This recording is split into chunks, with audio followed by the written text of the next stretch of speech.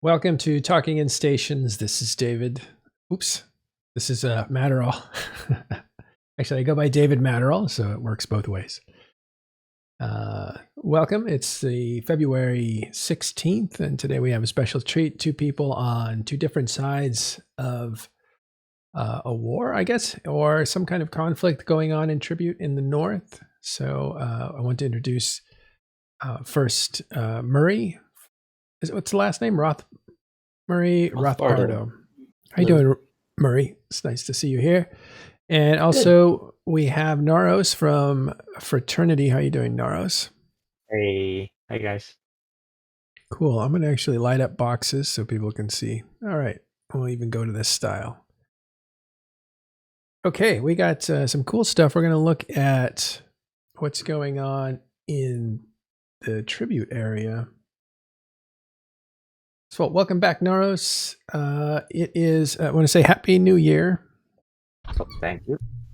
I think it's the Chinese New Year this week, and there is a celebration. The Lunar calendar year. Lunar, right. Is that the proper way to refer to it? Yes. Very good. I just found this out that China doesn't call itself China, right? It's like they call themselves the country or something. Really? I never know that. Yeah. Well, I don't know. I heard that. I thought that was pretty interesting. But Lunar New Year, and that's a holiday, I think, for fraternity. Currently on the last day of the holiday. Yeah. I think people go back to work tomorrow. Tomorrow, 7 okay. days. Now, what happens in holidays is you get a lot of time to yourself. So you took advantage of that. And what did you do with your holiday time? Well, 2 weeks, I think. It was the last time, right? I was here 2 weeks ago. And Yeah. here again. Here I come again with the defeat. Just got beaten by the Frenchmen and their allies, the Freemen of the North. They form like they bat from Vota, Wrecking Crew, and the Initiative. It's about 400 people. And ICTA, my entire coalition, it's about 500. And we took 2 hours to reinforce toilet paper stage 2 days ago. It like 6.0 ADMs, like so crushing. But I Soul just crushing. wanna, yeah, I do want to try it. It's the last day of holiday, right? Yeah. And it's like you want to do the hand shot. Always do the hand shot against the smaller guys, but our number is not enough. Outnumbering them by 100 is not enough to defeat the advantage they have by having this 6.0 ADM I have. It only takes them 3 minutes to get one node, while it take us 24 minutes or longer. Oh my God. What a difference. Yeah. Yeah, the index really helps out there. So we preceded some capitals. They probably knew it because they counter with like 130 bombers. That's all TV does, like doing bombers, while the Ally do Wrecking Crew brought the Tango fleet. Mhm. Initiative was in the Kikistuka, signature Kikistuka. And Why is oh, go ahead. Pando formed the Kikistuka fleet, 60 people ish. Well, they took a wormhole up there or something? I didn't know how to get there, but it was deadly. I It was can talk about deadly. that later. Yeah, it was Okay. deadly. It was what drove me off the grid, actually. Okay. Yeah, Wow. Volta Okay. have a like probably 6-man Hurricane fleet issue. It's pretty funny they brought the doctrine. I handshotted all the FCN links, just to tell them like they shouldn't be here. But You sent a signal to their FCs, huh? yeah, because I know the FC. He was pretty salty. J Gun, pretty salty. J Gun, if you're listening, I did that. Yeah, on purpose. Sorry, not sorry. Maybe bring a monitor next time. Oh yeah, he definitely should. He was in a Sleipnir or was- something. It's like asking for a headshot, dude. Showing up to a fight against two fleets with like 150 plus people in them with more than 120 DPS in each fleet without a monitor is a very it's a bold maneuver. Yeah, in the BC even more. Even a max tank command ship without facts is probably going to die. Yeah, so and we were in the constellation late because I didn't partition node for my stager, and he lags out. He wouldn't let any people leave the system. Like, you can't Titan bridge out. You can't take the Stargate. You can't use Sensiplex. So it The took us a Villiers. while. Yeah, it took us a while to get into the constellation. By the time you already have two nodes done, and the third like within 10 seconds. So and honestly, I didn't expect Initiative and RC. We collapsed their wormhole. They have several options. We collapsed both of them, and they somehow managed to find the third route. Wow. It's like 22 jumps in total, but they managed to get there eventually. So after their run, I knew, well, this time is lost. So I told my Intosis cap to stay safe. We only lost one in the end. Then we proceed a subcap fight because I want the Chinese dude to have to not to get a total blue ball after the alarm clock for this. Yeah. Yeah, a tiny engagement on the gate, and Pendo somehow get a warping on top of me while I was in Munins moving around. He somehow get on top of me and warp on my fleet. Hmm. That's what forces me off the grid. It's basically now the fight. Pretty Is good that job there. is that a spy that got him to warp in No, on I top don't of? think so. No, probably not. No, Hmm. it shouldn't be a spy. It's just like combat probing, and I was Pretty good with not paying probes. attention there. He's just good at it. Mm-hmm. Well, good job for Pando, especially finding that third way in after you blocked two ways in. He was able to create some problems for you and actually force you off the field. But is that when you decided to call it quits, or was that because you guys were alarm clocking for this? It wasn't their normal time zone. Timer was already over and they were not winning the subcap fight, so that's a pretty reasonable time to call it. Yeah, I mean, you have to outblock them by a lot to win this timer like this. 60.0 ADM, Yeah. and we won't. So there's no point to waste our capital on grid. And it's pretty hard to defend them under like 130 bombers, right? They just breach around and kill them and get off. Yeah. Plus, you were describing that each node for you was what, over 30 minutes, and each node for them was a few Yeah, minutes. it's 10 minutes spool up time for capital and 24 minutes to actually run it. While TPE toilet paper can just use a Bifrost, 2 minutes spool up time and 1 minute and third to finish the node. Yeah. Well, So were I'm you? gonna need to change my tactics in future. Yeah. I Oh, mean, interesting. Go ahead, Murray. when Frat went after Rote Kapelle's staging, Mhm.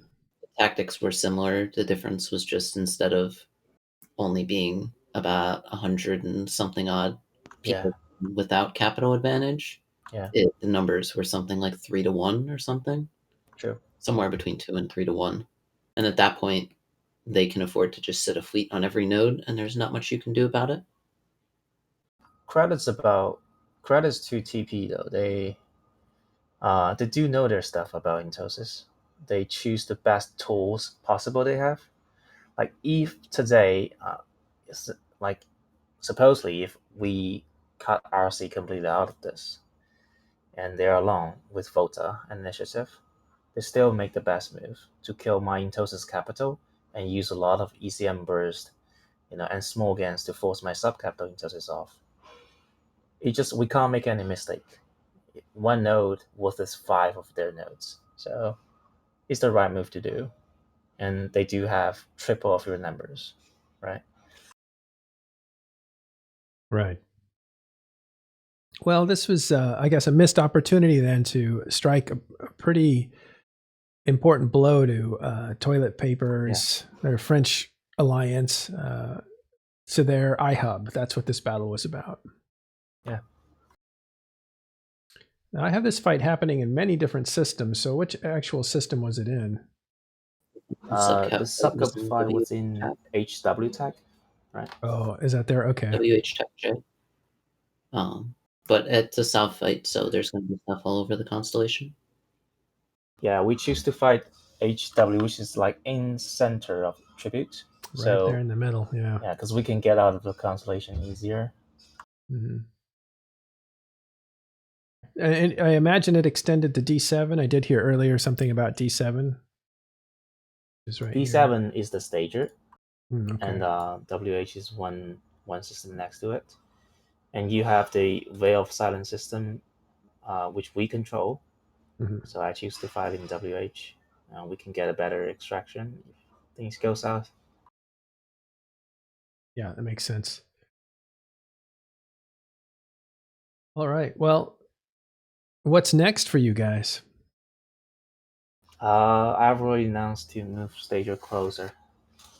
Like we moved out of Wawasa a couple of weeks ago. Mhm. It's in HTech 5 GUI in Veil of Silence right now, but we're gonna move it closer.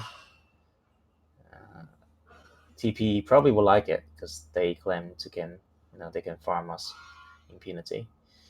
But I think in the end, it turns out it's not a desirable thing to live among FRT and our allies. Miri have a lot say to do with that, right? You camp us for like a month now, and you got so many juicy kills. We've the future is helping out TP, helping them defend themselves, and killing some more fraternity so that the next person who tries to buy our space or structures offers a little more money for them next time. Yeah, okay, makes sense. You have a better record than TP on the blobs job. Oh yeah, we have some guys who are very dedicated and very Yeah, experienced. probably because your time zone is closer to ours comparing to Too, theirs. yeah. Yeah. But yeah, we have some guys who are very experienced with Black Ops and hot dropping in general. Especially when we picked up United Federation of Conifers. One of the big things that broke Guardians of the Galaxy was Cone's persistence in absolutely destroying the southern half of their space. And they did that mostly through Black Ops and hot dropping. So they have a lot of guys who are very good at it. So, what is Rote Kapelle doing right now? You said in the future you're going to be helping TP defend their area, which would be right here. But you're in What low we're doing sec, right aren't you? now. So Say again. and we all kind of came into this conflict with the expectation that we're not going to win, right? Right? We're outnumbered by a significant margin. You no longer that. Sorry, pardon me, but you no longer outnumbered by a significant margin. That last fight, anyway, was pretty close because if we look at the numbers, it was 460 to 400, 300, and Yeah. basically So the same 100 million. in EU Prime, when like everything aligns, they can get enough numbers to compete, right? But even then, we did not TP did not have. I would assume they did not have uh, capital advantage, and they're still short 100 people. They're still outnumbered, and that's with calling all those dudes together. So, like again, we're pretty somewhat outnumbered in EUTZ, and in USTZ, which Rote Kapelle was, we were very heavily outnumbered. And so the expectation was never really in. The expectation was rather to kind of get as much content out of it as we could before we were pushed out. And I think we did that very well. And at this point, we're here because A, there's still more kills and fights to be had, and B, because toilet paper and quote did do a lot to help us when we were defending our stuff and helping us get fights. And so while they're still there, there's no reason for us to not help do the same.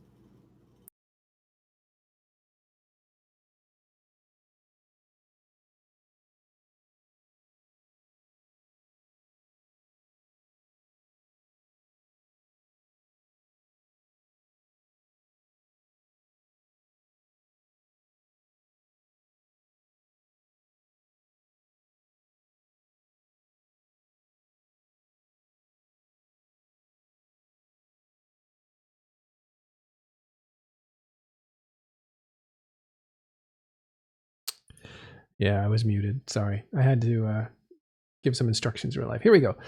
This is a question to Noraus. What was the idea of coming into Tribute in the first place? I know you wanted to live there, but what was your plan of taking the space from all these independent groups that were living in the area, Tribute Vale and the like? Well, I've told you last time. It's mostly because CCP, the changes they made, which makes nullsec, deep nullsec is it can't sustain us. So you And had to my move. alliance, yeah, we have to in a way. And my alliance suffered from like lack of contents during the War B. The war in our time zone doesn't have much thing to do except for bashing jammers, anchor structures for allies, and prepare something to do Yeah, for you did time. anchor a lot of Right? you did anchor a lot of those structures in the war down in the south. Yeah, basically every day, at least every week. Right. So coming down to a place near Losac, people love it. People love gate camp around Losac. The content is easier and doesn't require me or the other FCs to lead them, day by day, which we can't do. Mm-hmm. That sound, I imagine you're dragging a giant axe behind you for some reason. Yeah, I mean, at least during World War B, we don't have the energy to form every fleet in home and in Delph. So we kind of need that easier content. Yeah, but that's why you needed to move. And I know you like Tribute, but what was the plan to come in? Was it to take it or to offer people rental deals or? No. Tribute is a small region, so you can't really outsource them to anyone else. TP used to want to make a deal with me, like they want 3 constellations in the west, but I said no. Sorry, dude. Tribute's like 8 constellations in total. What are you talking about? And you want half of it? Oh, You need that space for your guys. yeah, sort of. And I don't really trust people to get tribute without messing me with over. And we hold MTECO right now. It's great, but it's not all of it, right? Yeah. And I plan to take it as my permanent home.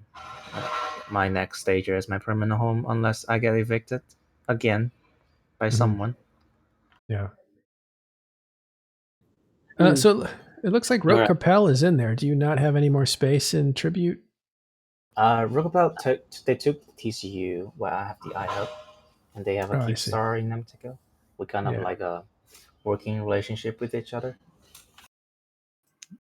So you're hearing from, I'm talking to Noraus. He is the leader of Fraternity and the Winter Coalition by extension. I'm also talking to Murray Rathbardo. He is from Rote Kapelle. And so again, Murray, you were saying that you guys are mostly in Losec, but you move up there to help out, to thwart Fraternity, to stop them. It's a couple jumps away. It's not too hard. Where are you guys living in Losec? We're split between a couple stations right now, but it's just right next door, like a system or 2 out from. Like Tacey or Hakonin? Hakona. Yeah, we were in Conan for a sec. I think we're going to shift again, but we'll see. Yeah. Yeah, this is a popular area for Losec in here. And That's here's the gray system MTECO. if you want to mess with the whale. Mm-hmm. All right, cool. So you need to... Go ahead. I think it's very interesting, Noraus, because I mean, I understand why some of the things of why you want to move to this area, but at the same time, I don't know. I don't know if you could convince me that this area is better for null block. Obviously, I'm not an expert, but I guess In which way you think? it'll remain to be seen whether your suspicion on how CCP is taking nullsec is accurate. But we've seen some facts, right? They changed a lot. Kind of the ore distribution and Yeah. that stuff. And the low sac ores and all that. Right. All right. Cool. Well, it's good to talk to both of you guys. even at the same time, which is nice. Normally we don't do this because people get hostile and start posturing and saying stuff that is just triggering, but these guys are both very cool and relaxed, so we decided to be okay. But they're definitely on two different sides of a war that's happening in the north, and I think this week we can say that this group here in the middle, which is in the process of being targeted for eviction, TP Toilet Paper is a French alliance. They are being helped by all their old friends, including Rote Kapelle. And Fraternity is trying to dislodge them and send them away. Interestingly, Initiative came up with a 50-man bomber fleet, as we could see in this battle report, and had some effective work here, did some effective work. So good job for Pando, since he's their FC. Yeah, they brought up 60 guys. You also had Volta up here, Rogue Consortium, basically a lot of the Wrecking Crew. I don't understand that. Why would they be all the way up here, the Wrecking Crew? Sometimes RCs, FCs go to other fights elsewhere via wormholes, which I think was what happened today. And one of the more recent alliances that joined RC was Freight Train Diplomacy, which was in this area before, although I don't think it was one of their FCs who led this fleet. Mm-hmm. Yeah, I think we used to see lots of small scale alliances in the north, and now they're scattered. But they actually, emerge themselves in some bigger entities, and now they're putting their influence in those alliances and trying to, trace back. And I know they have a Discord server, which is literally nothing but against FRT and May. And those alliances, they are now like Trigger Happy are now in Volta, Boom are now in RC, right? And we see Forsaken Empire is now in Dread Bomb. So I guess that's kind of issue. Yeah, you and Windjackal go way back. Oh yeah, that's way back. That's a long history. Yeah. Oh boy. Oh, Yeah, explain that inside joke there, Murray. So Forsaken Empire was one of the first groups that Fraternity evicted from Vale. They used to live in Middle/East Vale. And them and Fraternity were on much less friendly terms than May I just add one that are more thing then? Fraternity. With the help of the rest of Well, because you were there, Boss Alliance was there, nobody likes Windjackal, and everybody helps me a little bit, evicting Forsaken Empire. So they had help you evict. I just didn't show up. Although at the time I was busy fighting, because I was in FAM at the time. I was not with Rote. I was just I was busy fighting other people in Vale. Yeah. I didn't really have the bandwidth for 2 wars at the same time. Yeah.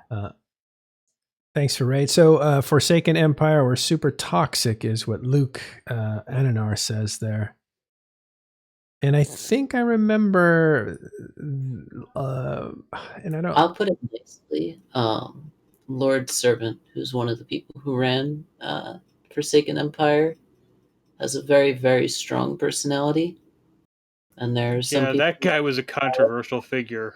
And there are some people in the game who have a very extreme dislike of him. And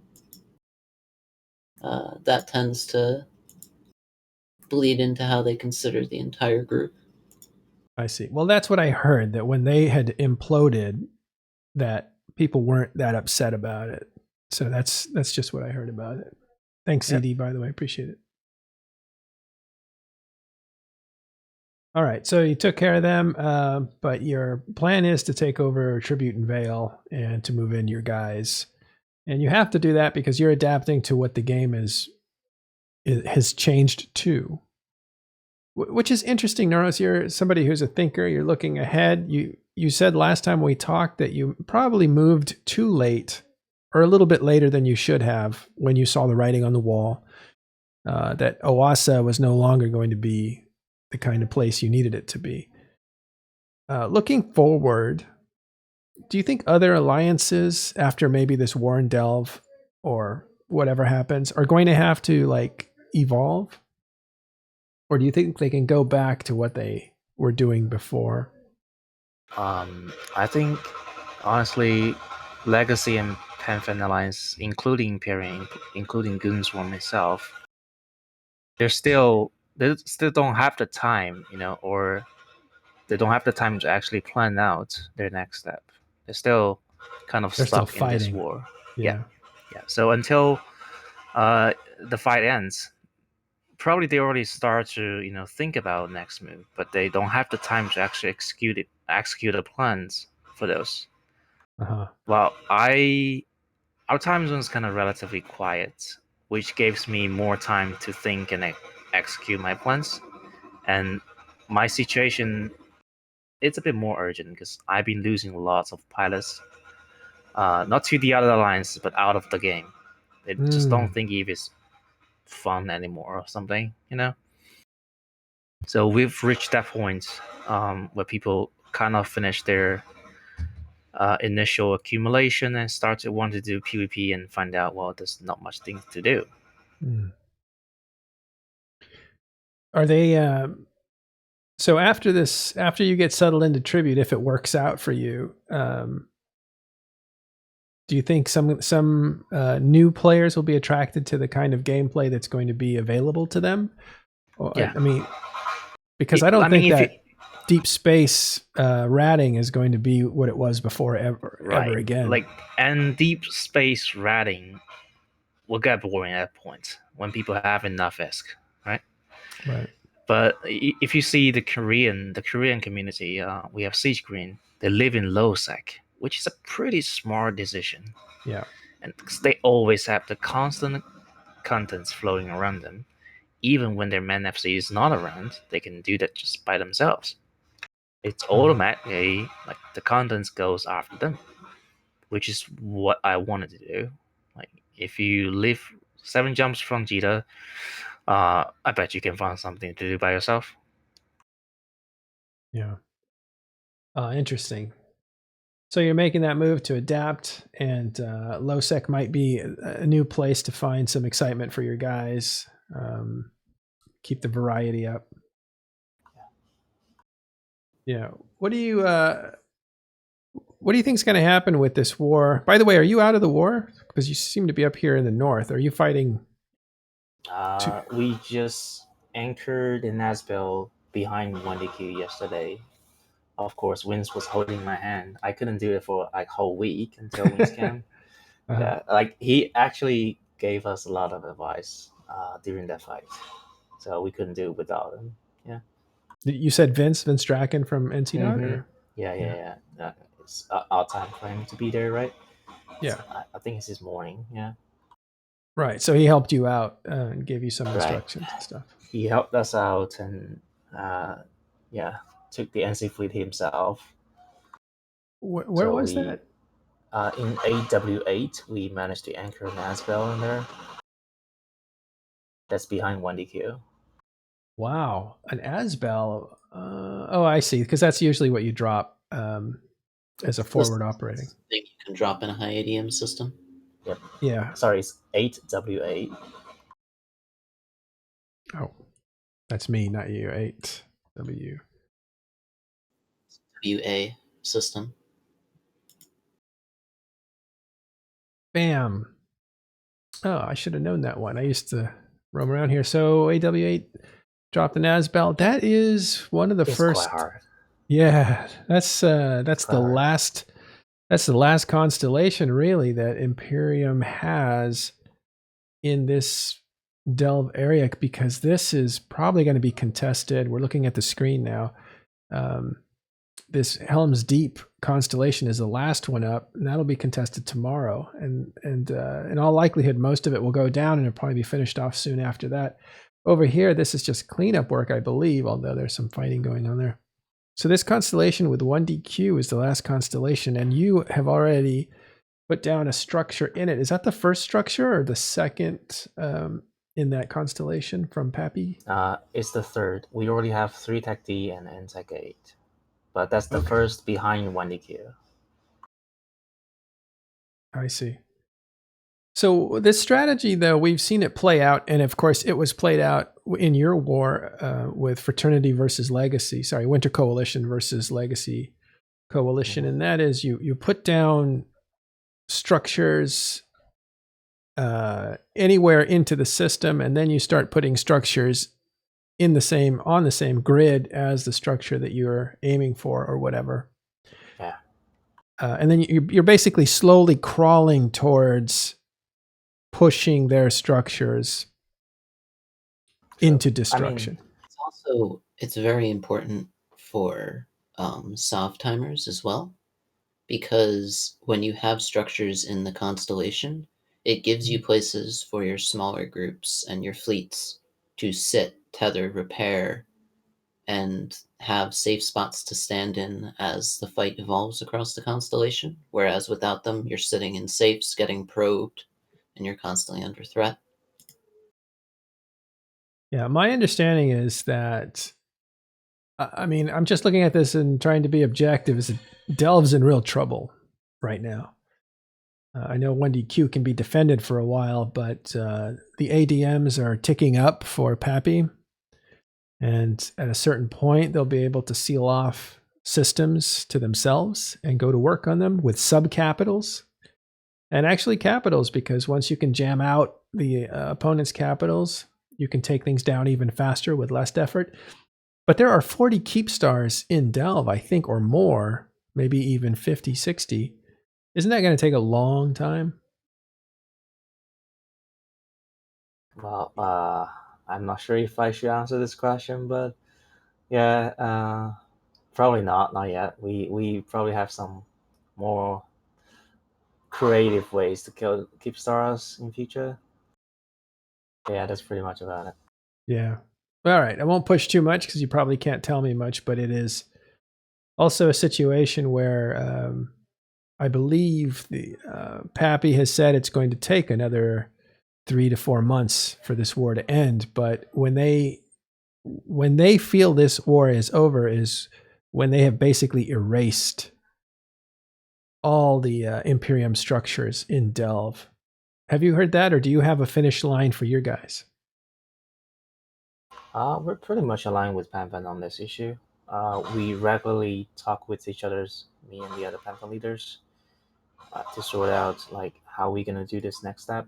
And we sometimes talk about our end goals, because I've listened to Evictus Soda today, Right. and I remember one thing they said about it. So to evict things from Delve, I think that's a relatively achievable, achievable goal comparing to completely erase them from the game.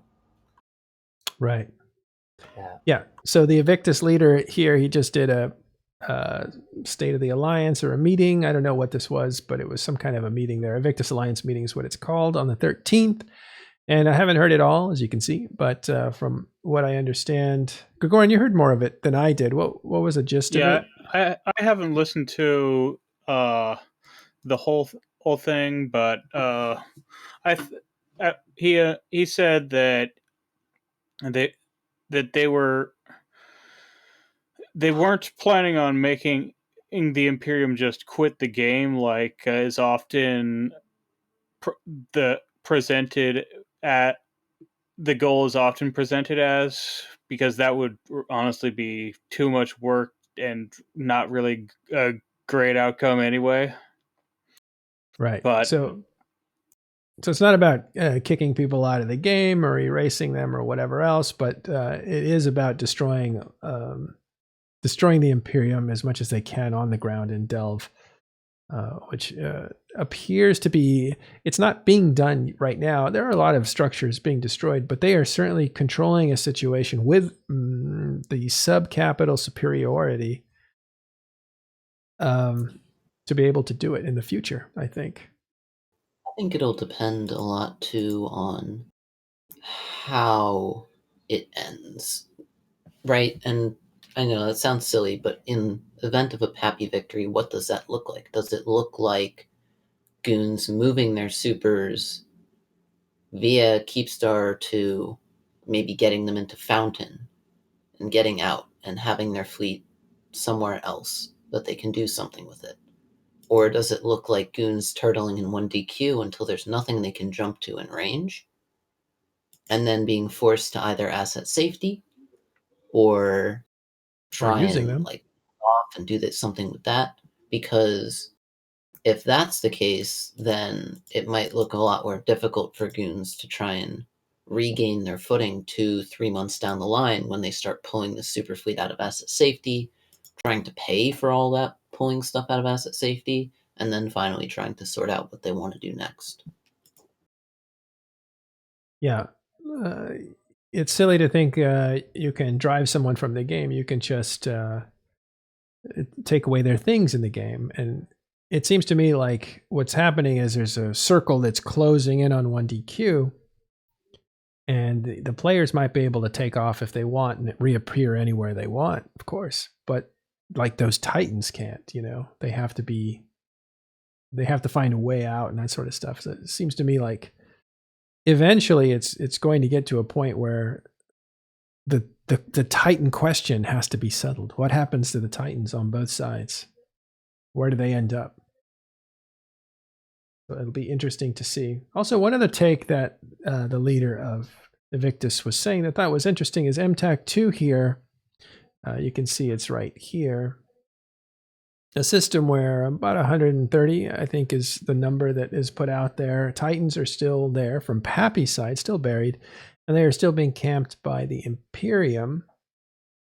And there's, I think, what he said was interesting. He said that Imperium is still camping those 130 Titans because they feel like that is more valuable than defending space right now. Because I don't know. I guess they've done the calculation, so it's more valuable for them to stay there, keep those Titans buried as long as they can, and at the same time, I guess try to defend. But they're not.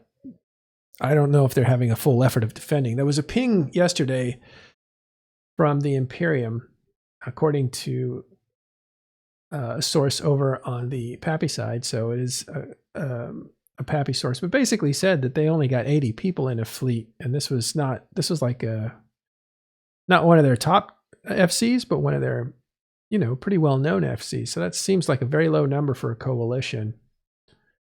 I don't know what's happening with the Imperium. Do you guys have any thoughts on that before we close up the show? The Imperium's resistance level at this point? I'd say it's still pretty high, and especially when you touch 1DQ constellation, it's like a totally different, the real delve, The number could get from 120 before we get in, and pump up like a double, almost a full fleet after we get into 1DQ.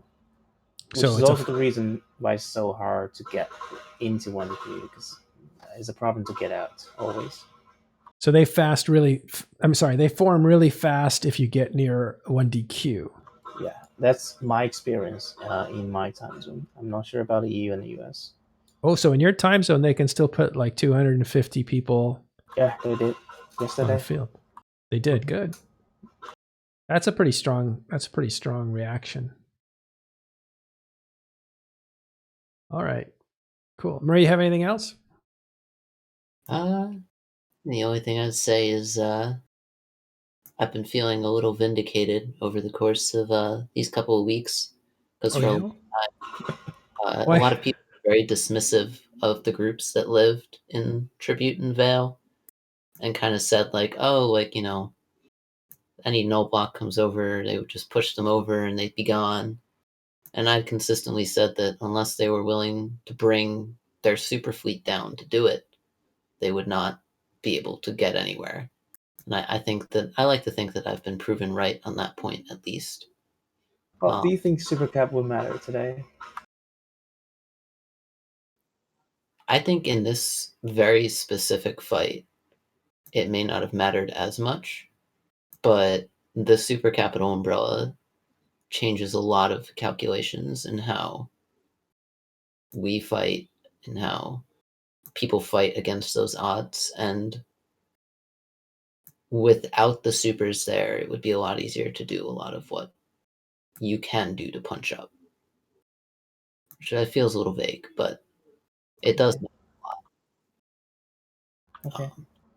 And the other thing is that I hope somebody pays G to sell for my structures next time. That's true. Yeah. Yeah. Did you get offered less? Is that what happened? To buy on only some of them, which was not enough. And TP offered 250 bill. When I told them, haha, nice joke, they were like, Noraus, just sell 2 of your keep stars. They offered you money. You got a lot of keep stars. No, they offer me to pay them 250 bill and leave. Oh, It's like not gonna happen. No, thank you. well, why wouldn't you? Why wouldn't you take that 250 billion? You pay them, they leave the keep stars for you. It's like why Uncle Sam doesn't negotiate with the terrorists. Not saying they're terrorists, but I can't Yes. set this precedent, you know. Because then everybody will ask you for money so they can get out of your way. True. Instead of you just taking it. Did you make a counter offer or did you just say no? I laughed it off. Okay. Our counter offer to Noraus' initial offer to us was changing our salve timers. Yeah, that's a shady. That was your move. counter. It's not so honorable move. Give us a couple days. We don't have a lot of time. Yeah. Okay. Okay. I'm not in charge of Diplo, so not my department. I stab people.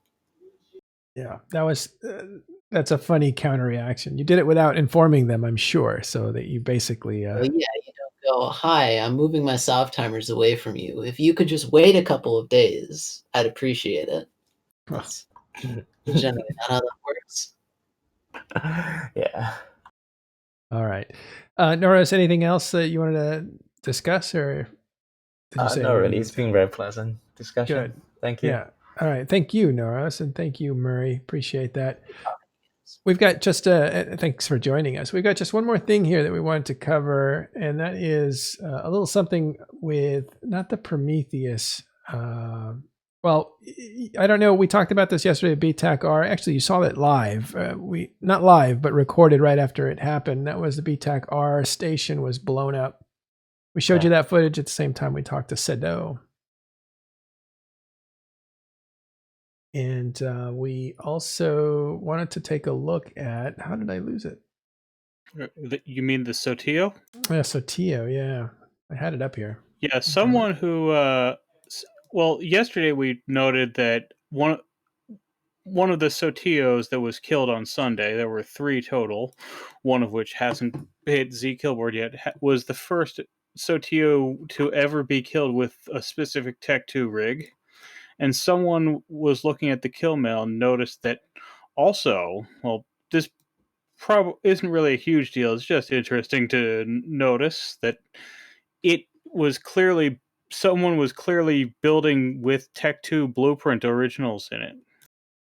Okay, how do we figure that out? Because when a structure has undelivered industry jobs, when it's destroyed, they drop and are able to be looted.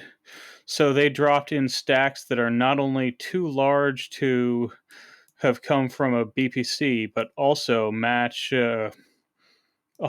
several of them were 119 frigates, which matches the output of a 30-day cycle, which is the max you can do with a blueprint.